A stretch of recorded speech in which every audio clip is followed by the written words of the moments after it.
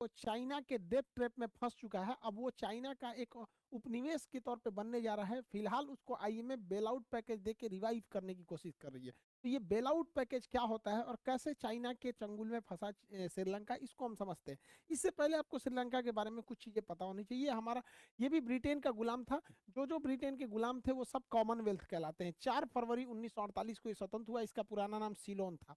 अब ये चाय के उत्पादन के लिए पूरी दुनिया में फेमस है। सिलोन जो है, अक्सर क्वेश्चन पूछता है कि किस चोल शासक ने सिलोन पर अधिकार कर लिया था। तो भारत का शासक राजेंद्र चोल था, उसने अधिकार कर लिया था। हालांकि इसको इस पे तो कई लोगों ने आक्रमण किया, इतिहास में पढ़ा चुके हैं आप लोग को। करिकाल हो गया, राज हो गया, राजेंद्र प्रथम हो गया, या फिर विजयनगर शासक जो थे उन्होंने भी इस पे कई बार अधिकार किया था। सिलोन पे, श्रीलंका, इस पे ही, सिलोन पे ही अशोक ने अपने महेंद्र और बेटी संघमित्रा को बौद्ध धर्म के प्रचार के लिए भेजा था यहाँ पर। ये श्रीलंका आ गया। श्रीलंका भारत से धनुषकोडी या राम सेतु द्वारा थोड़ा सा साइड में यहाँ जुड़ता है। यहाँ पर मन्नार की, पाक की खाड़ी है, नीचे में मन्नार की खाड़ी है।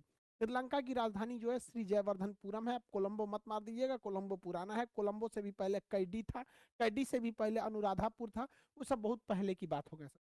श्रीलंका के जो नीचे का बंदरगाह है, ये हम्बन टोटा बंदरगाह, ये काफी फेमस है। क्वेश्चन क्या पूछता है भैया, ये हम्बन टोटा बंदरगाह पे 99 साल के लिए लीज पे चाइना ने ले लिया है। ये उसका राजधानी है यहाँ पर। इसके ऊपर का ये जो है जगह है, इसका नाम है पॉइंट पेड्रो। ये अक्सर एग्जाम में क्वेश्चन पूछता है, इनमें से कौन सा स्थान भारत में नहीं है। तो ऑप्शन डी पे रहता है पॉइंट पेड्रो, जो भारत में न होकर श्रीलंका में। ये श्रीलंका का यहाँ पर एक दर्रा है जिसका नाम है एलिफेंटा पास। ये ऊपरी राज्य श्रीलंका का जाफना कहलाता है। बहुत साल पहले यहाँ तमिल विद्रोह हुआ था जिसका नाम था लिबरेशन टाइगर्स ऑफ तमिल इलम, LTTE। इनका कहना था कि हमको ये राज्य अलग दे दीजिए, ये मेरा एक अलग देश रहेगा। बाद में इसे भारतीय सेना जो थी उसे दबाई थी, जिस वजह से राजीव गांधी की हत्या भी कर दी गई थी। बहुत बहुत चीज हुआ था। एक और क्या पूछता है कि महावली गंगा यहाँ की सबसे लंबी नदी है। श्रीलंका की सबसे लंबी नदी महावली गंगा। ये चाय के उत्पादन के लिए फेमस और निर्यात के लिए। हालांकि हमसे कम चाय का उत्पादन करता है, लेकिन यहाँ चाय बहुत कम लोग पीते हैं। हमारे यहाँ तो दलीदर की तरह लोग चाय पीते हैं। चाय एकदम आओ तो कोई घर में घुसते घुसते पूछेगा चाय पियेंगे। चाय हमारे यहाँ बहुत पिया जाता है।